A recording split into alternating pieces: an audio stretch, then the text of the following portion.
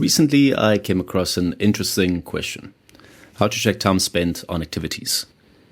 And at the surface, it seems like an easy question to answer. But the more you dive into it, the more complex it got.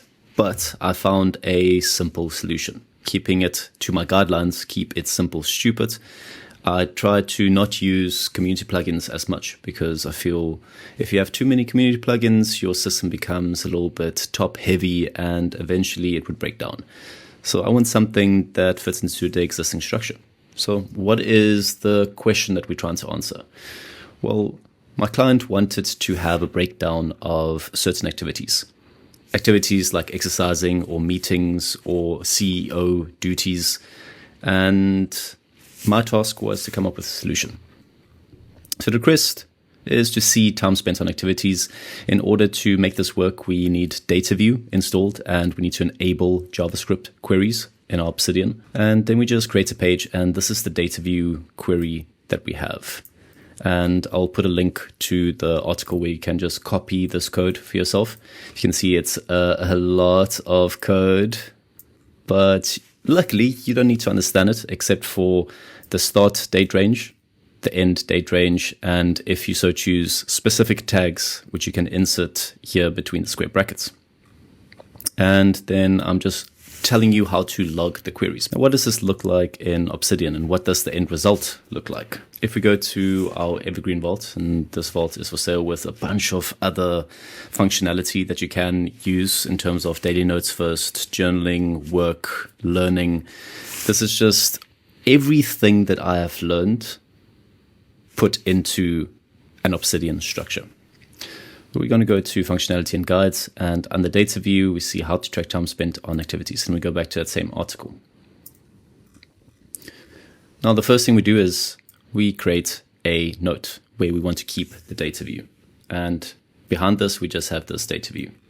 And this data view is just going to return things in this format. So we can see we spent 240 minutes on CEO duties. We have spent 90 minutes on exercising, 60 minutes on meetings. And this is across the life cycle of the 1900 to far into the future. But you can specify the date ranges here. So let's say you only want to see for the past month, you can specify the start date and end date.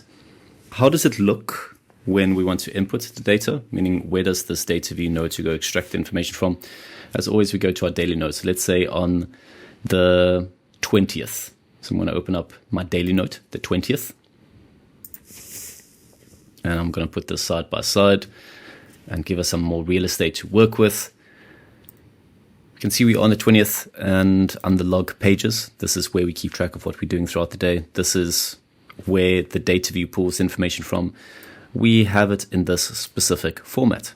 We use the tasks functionality, meaning this little bugger here, the dash with the square brackets, in order for Obsidian to go look for this task format and start to look at what is in this line. So what you can think of as this, it just allows Obsidian to go look what's in a line within a document. So we specify that syntax, and then we said running a company admin. Not sure what that is, but we have our tag, CEO duties, and start time and end time. And this is inline metadata fields. This allows Obsidian to take the end time minus the start time and come up with the figure that it pops out here. Next one, we have running from our problems, exercise, start time, end time. We can see exercise, it actually has 90 minutes instead of 30 minutes. What's going on? Well, let's go to the next date. So if we go to the 27th, next time we filled in any information that we want to be visualized, and we put it side by side, we can see that at 7 a.m. we trained legs for the first time in 2025. And there's the extra hour that we get displayed in the table. Now, let's quickly go through an example of adding another field, just to show you how it works. So let's say we want to add traveling. I am commuting, and we give the hashtag travel. So we have I am commuting, and we have the hashtag travel, and we can see that nothing is popping up in our data view just yet. It's because we haven't specified the start time and end time, which this query is also looking for. So we start with start time inline metadata field. And this is what an inline metadata field looks like. At the top of our page, we have the YAML front-end matter. This and this is exactly the same, but in order to specify to Obsidian that this is an inline metadata field and not at the top, we use 2 colons. So we have start time, let's say this is 1700, and then we have end time,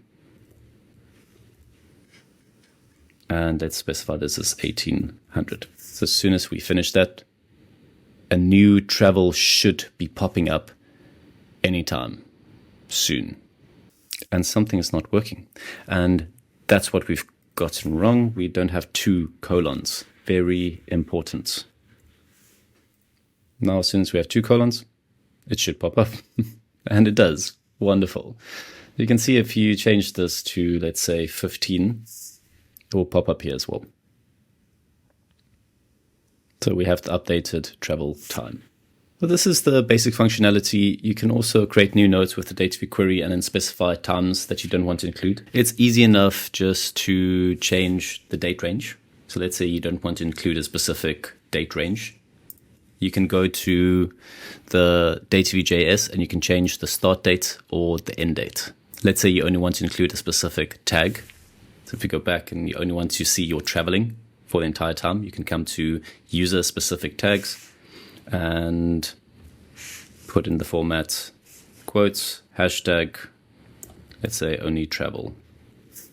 Then we can only see our travel. And that is it for today. Be sure to go read my blog articles. I'm also working on something quite exciting. I'm busy building a writer's vault, which is an Obsidian vault meant for fiction writers. So think of you writing Harry Potter. How do you keep track of everything that's happening in your story?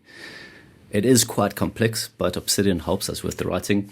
So me and a writer from America, we are going through all the theory that you need and setting up Obsidian in such a way that it is extremely simple to start writing your book in Obsidian. We'll have a workshop coming out a little bit later this year, and the Writer's Vault will be available in the next month or so. So keep your eyes out. Until then, strength and honor.